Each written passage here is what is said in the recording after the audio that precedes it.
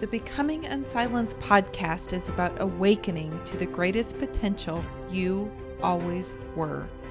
Listen to teachings, interviews, and inspiring stories of others who have challenged the accepted, expanded possibility, and merged modern day life with ancient wisdom to discover their greatest potential. When you become fearless, you become limitless. Now be inspired by today's episode.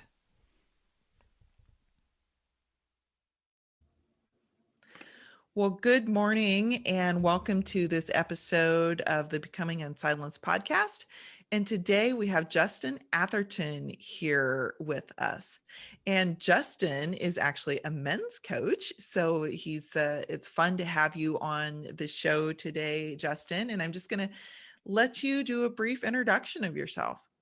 Well, thank you, Vicki. I'm glad you brought me on here, and I'm excited to share my story. Maybe give your audience a little insight into how men think, or men are processing different events. So background on me: I've been in law enforcement for over 14 years. I've done everything from being on the SWAT team, being a detective, supervisor, training officer. So I've run the gambit on different things you can do within that career. But what really showed out to me as being my passion through that is training and developing the officers, whether it was the newer officers or being a supervisor, and really training the guys around me to be the better version of themselves.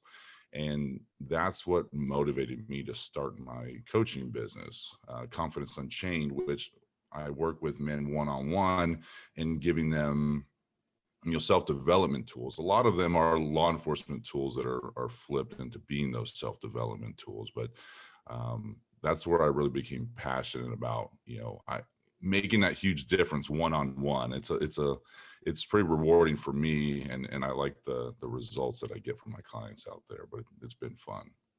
That is awesome. So who's the typical guy who comes to work with you in your in Confidence Unchained?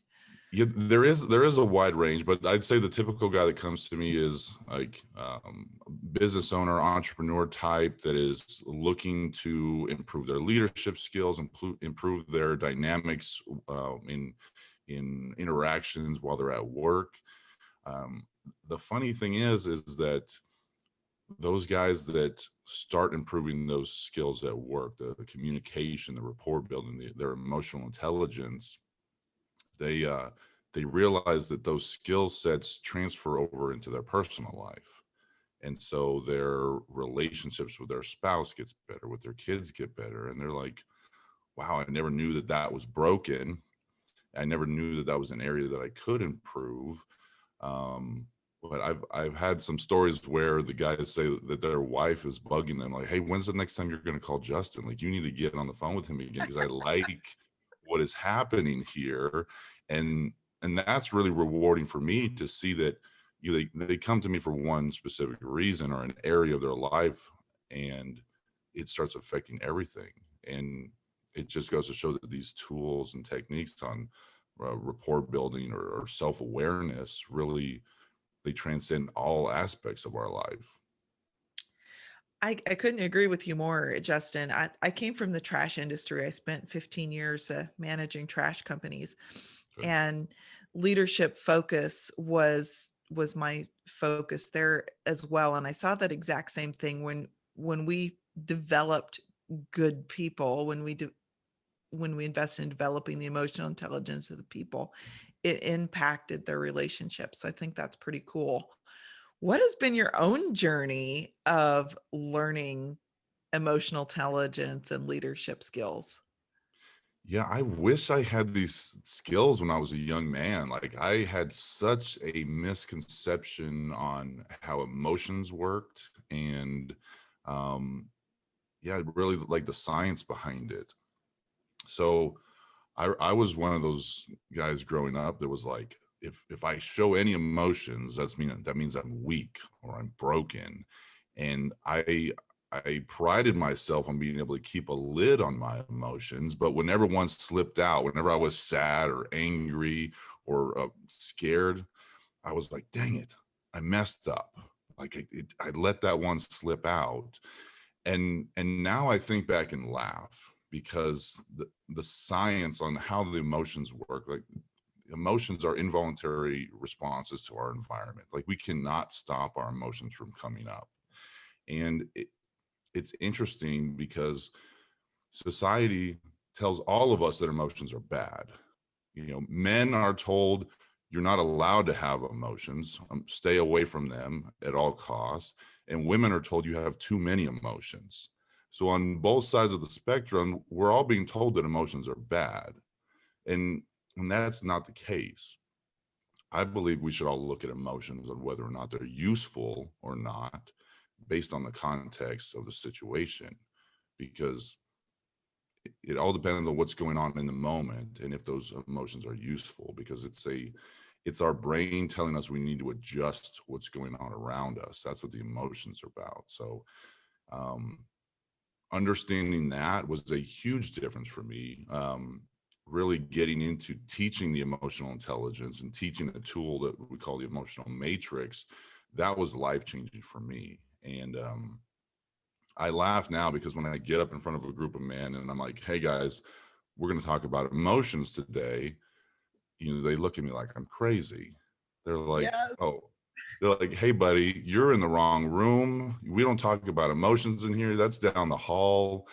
Um, so luckily, being a former SWAT guy, being a detective, being a bigger guy of stature, if I say, hey guys, I can talk about emotions, it gives me a little bit of street cred for the guys. And they're like, okay, if he can talk about his emotions, maybe we can too.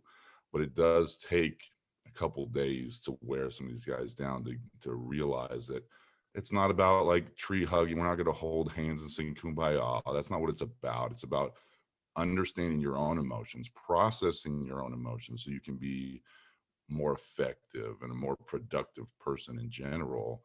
And it's pretty rewarding to pass that on. But I definitely wish I had these skill sets a decade ago. Well, I want to dive into that a little bit more with you and what you call this emotional matrix, but I don't want to gloss over what you said before about how men have been conditioned to not show their emotions. And I talk a lot about that on the female side, about how many things women have been conditioned to accept in their world. And it's when we really strip those things, those conditioning and those layers away, that we can really genuinely connect with who we are and live as more, authentic, genuine people, which a huge part of that is emotions.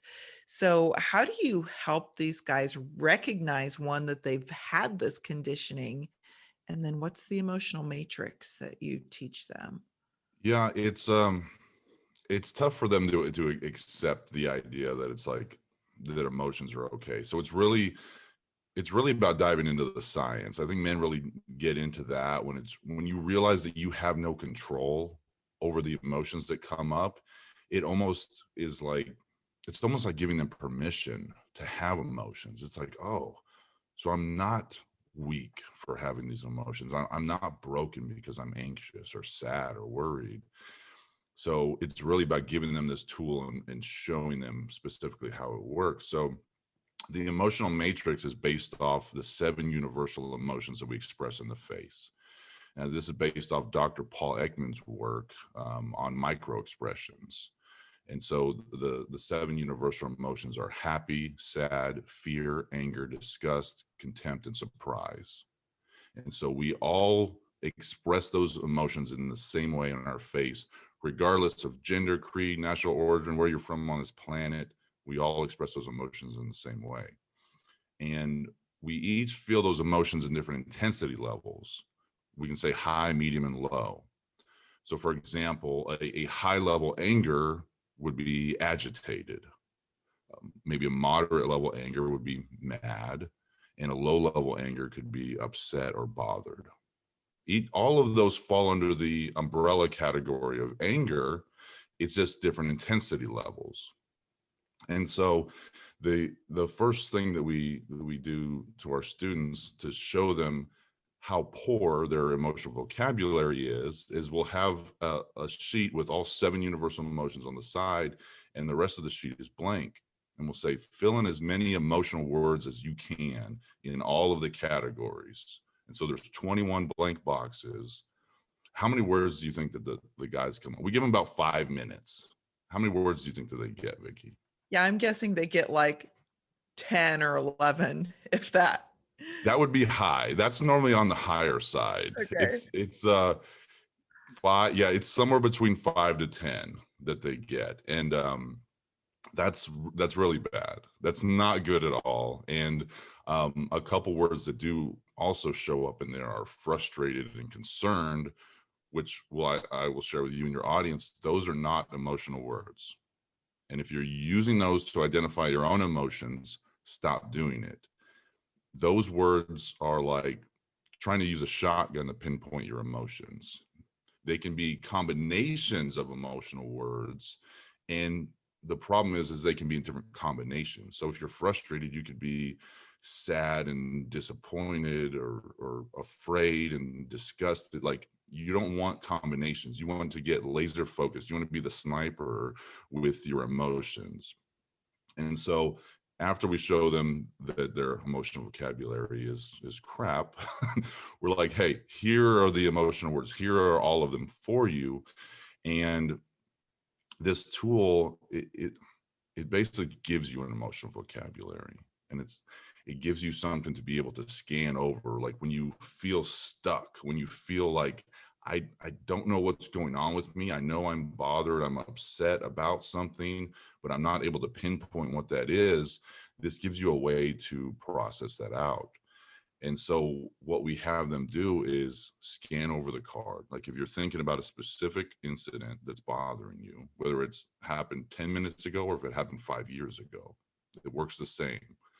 And scan over the card, and you'll different words will just pop out at you. I'm agitated. Okay. And we tell everybody, just write them down. I'm agitated. I'm worried. I'm anxious. The funny thing to me is that certain words will pop out that you don't necessarily use in your everyday vocabulary. I was using it on myself a few weeks back, and irked came out to me. And I'm like, Oh, irked? funny. I've never used that word in a sentence. So, but I wrote it down, added it to my list. And then after you get done with the complete list, in an average incident, you may have 5 to 15 different emotional words that come up. My record is 35. That was in a conversation with my ex-wife. So there was a lot of emotional stuff, A lot of tension a coming lot out. of tension, a lot of old thoughts and different things going on there. So my record is 35. There's no right or wrong number. Whatever emotions come up, just write them down. And then they go back over it and write a couple sentences about why each one came up. Why was I agitated? Why was I anxious? Why was I worried?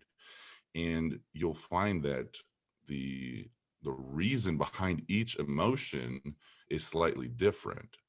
And one of the interesting things to me is you could feel three emotions under the fear category.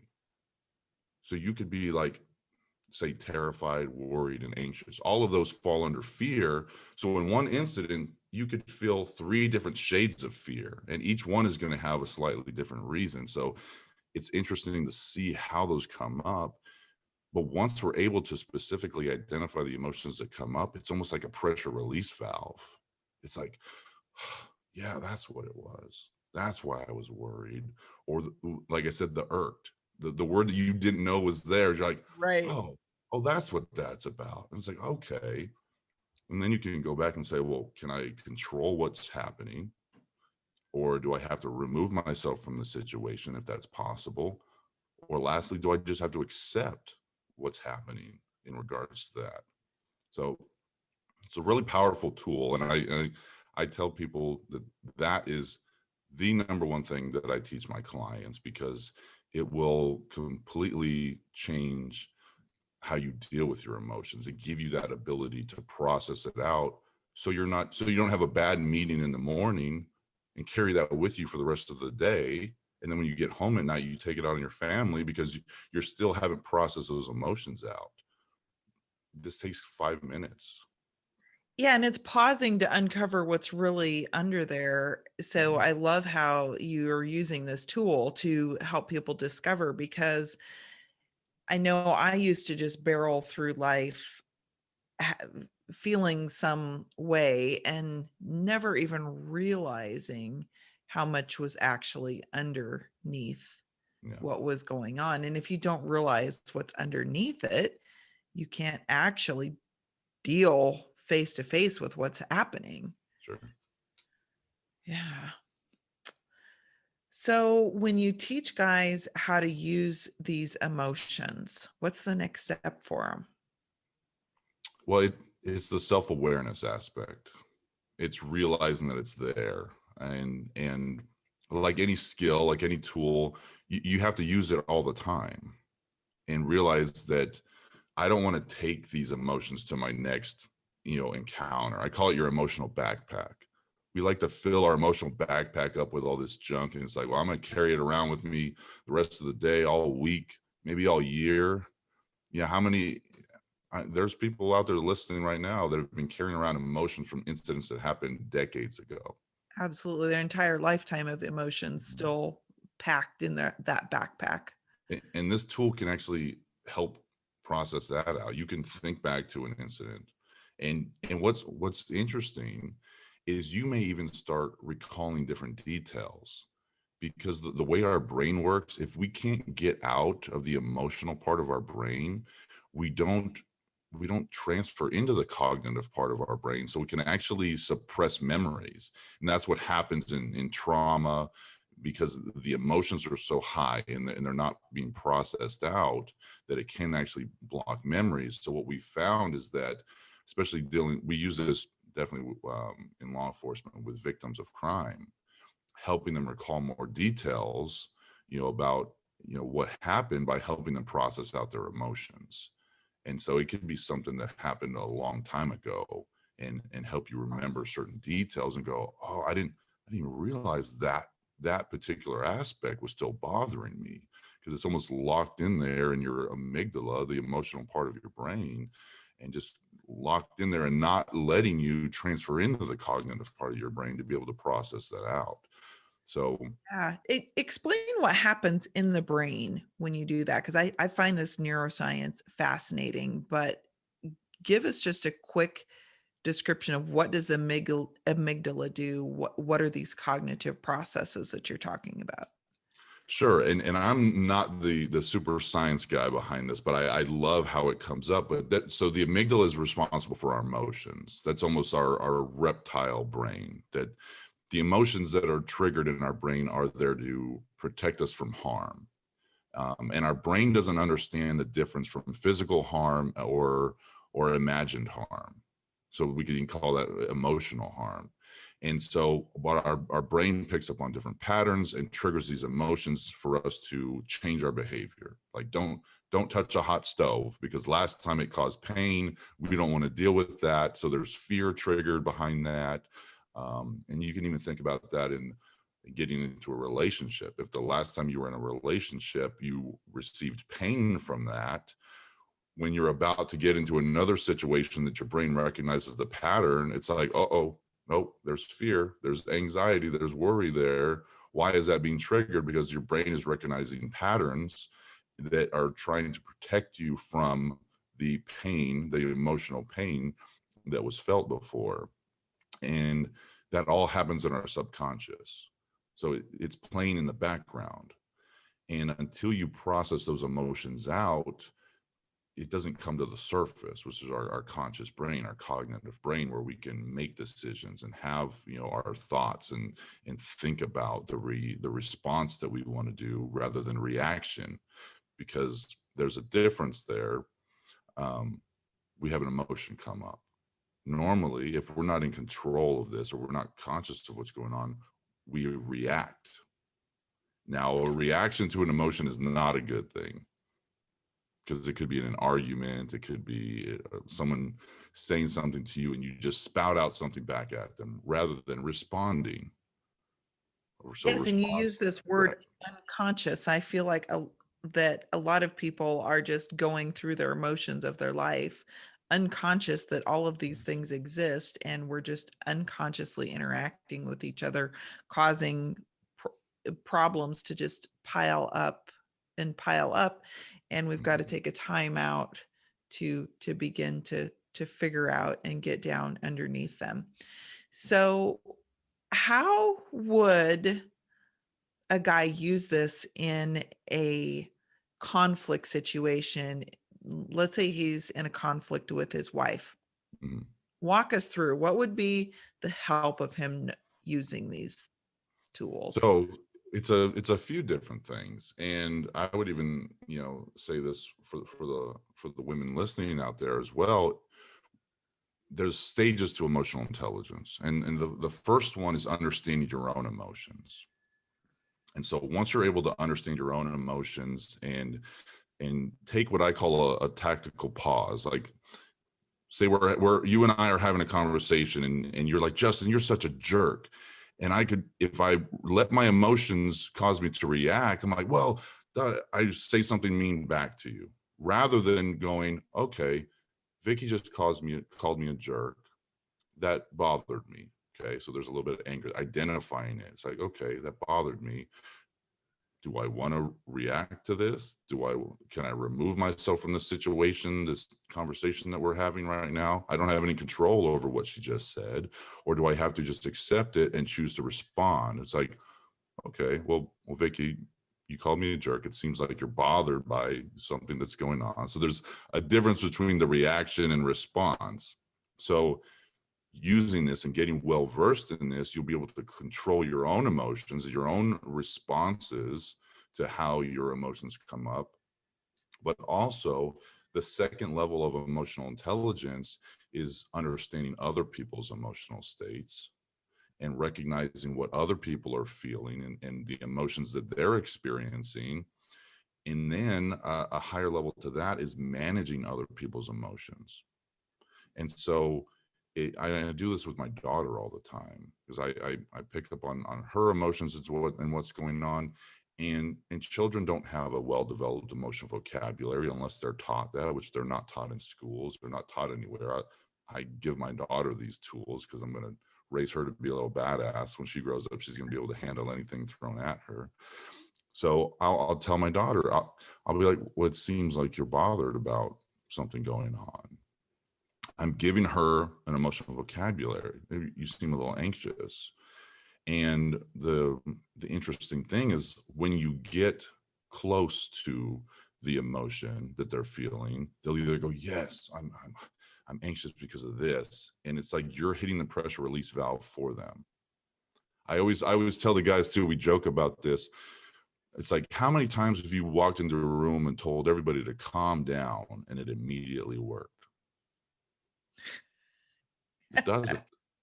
It No. never works. If you're in an argument with someone and you're like, calm down, calm is not the emotion that they're feeling. And so when you're so far off base, it actually amplifies what's going on.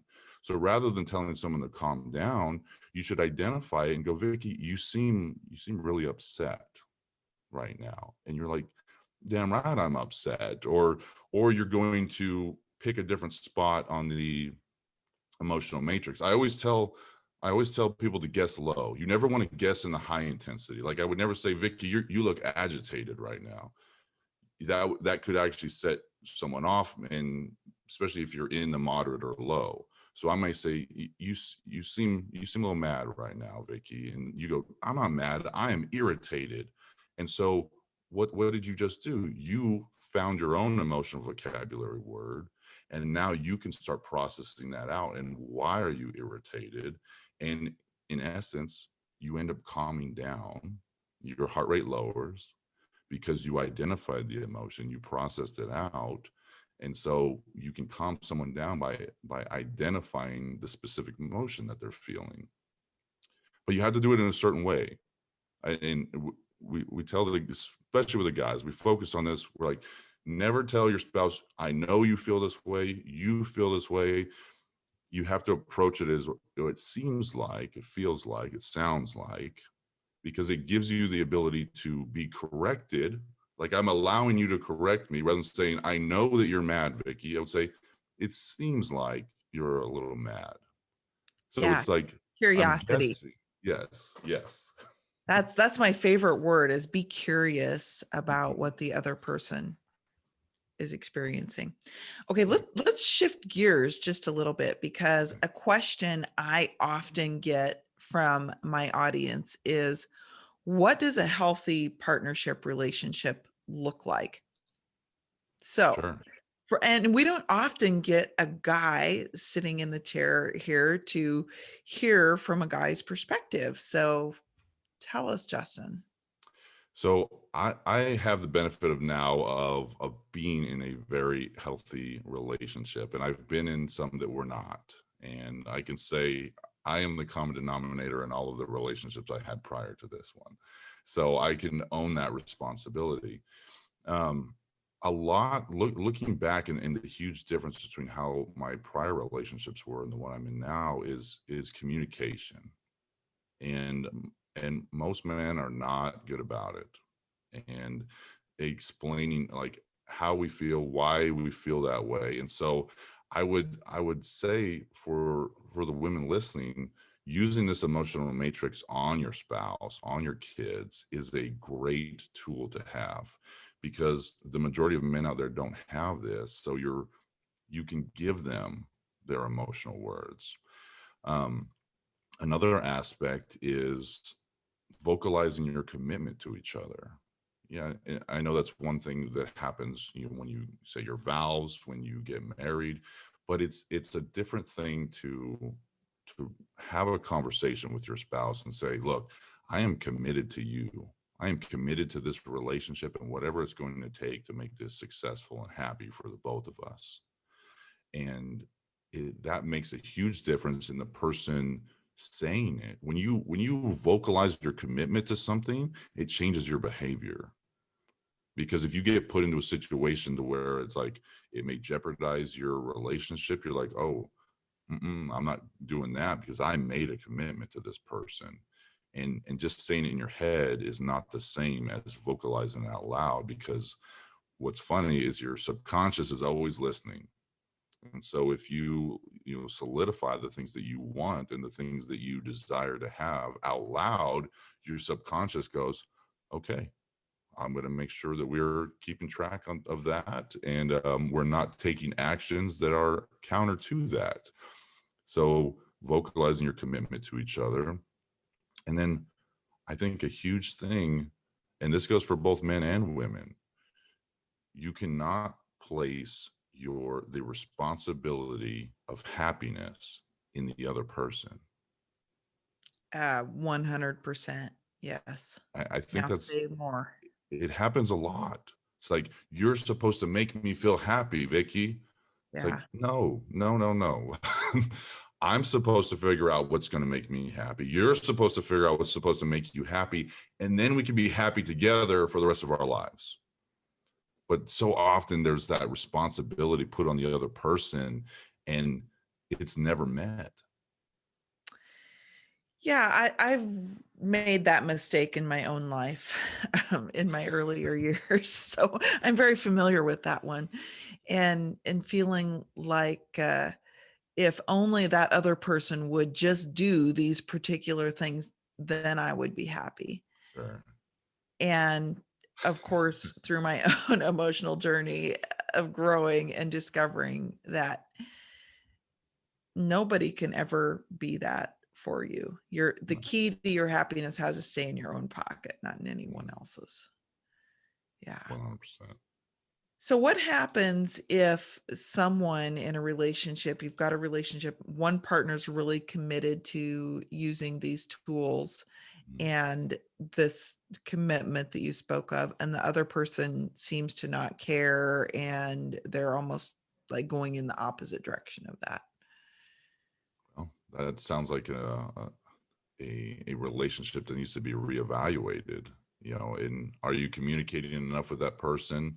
Because we both do it. It's not just, I think women get a bad rap for doing it, saying like, hey, men need to be mind readers, right? But I think men do it as well. So we're both guilty of this, of saying like, we have these expectations of the other person, but we never actually said it. Like, I expect you to do certain things in this relationship, but I shouldn't have to tell you.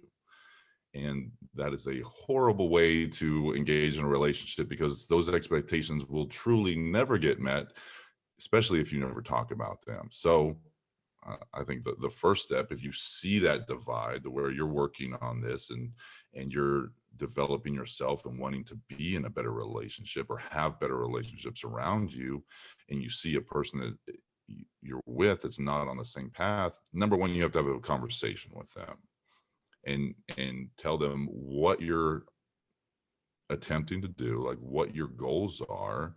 And then if they still don't respond to that, well, I think that's something that you need to evaluate, and how is that relationship benefiting you, and it could be a tough decision to make, whether it's been a long-term relationship, a marriage makes it even more difficult, or are there kids involved? So there's not an easy answer there. Well, the easy answer is, Justin, you have something coming up in February here that would be a great opportunity for our women to invite their men to, and maybe even for them to tune in. Tell us more about that.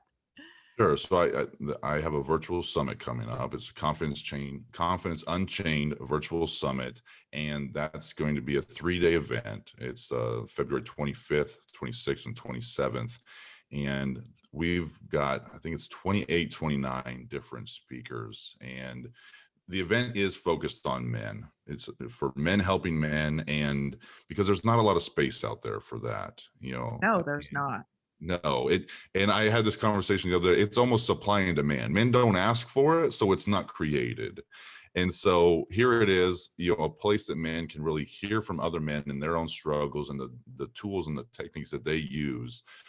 But also, all of the tools and techniques from all the conversations I've had with these men, they're universal. It's not just something that works with men, like this emotional matrix. This isn't just it's just a tool for men. No, it works with everybody: kids, adults, men, women. It doesn't matter. So, if you want your husband to tune in, or your boyfriend to tune in, your father, whoever it is to you to tune in, suggest them to check out the summit. And it's not a bad thing for the ladies to check out as well. There's a lot of great speakers, a lot of great content on there, and it's all free. So it's free to watch over the 3 days. So I'm super excited about it. The website for the summit is summit.confidenceunchained.com, and yeah, I'm really excited for it, Vicki. Awesome. Awesome. So you just gave us that website, and where else can you be found if someone wants to find Sure. you and even send the man in their life your direction? So my main website is confidenceunchained.com. You can also find me on LinkedIn and Facebook or Instagram, either under Confidence Unchained or my name, Justin Atherton. My main social media is on LinkedIn. That's where I do most of my content, but yeah. Awesome. Well, thanks so much for being here, Justin. And so I just always end up with 2 questions for all of my guests. And just curious, how has learning these tools helped you become unsilenced in your own life? So I love that question, and it's made me unsilenced because I share this with everyone that I can. I share it with the people in my life. I share it with people that I meet, my clients. It's about putting the information out there, because I would almost feel guilty not sharing this. Like, once I learn this information, it's like I need to share this with everybody. It's so that makes me unsilenced. I'm like, I got to share this with everybody. That's why I'm on this podcast with you, Vicki, and I'm glad to be here. Yeah, that's awesome. And then the second question is, how has reconnecting with your own spirit helped that unsilencing? Mm. Well, it's definitely made me understand the science behind the emotions and how I was getting in my own way. And so now, because I used to be one of those guys that was like, I don't like people. I'm not going to talk to anybody. I just want to be by myself and do my own thing. And now I talk to everybody. now, like my girlfriend, jokes with me because I'll make friends with the Uber driver and know his whole life story before we get to our destination. So now I practice all of these skills and techniques on a daily basis. And so I make a lot more connections. I talk with more people. I'm much happier than I used to be. Yeah, that's a great space to be. Makes life more enjoyable, right? Well, thank For you so sure, much for for being sure. here today, Justin, and we'll wish you a fantastic summit. And I'll put all of the contact information in the show notes for anyone who wants to get registered for that summit and find out more about you. Awesome. Thank you All so right. much, Vicki. I'm glad to be here. Thank you so much for having me. See you next time.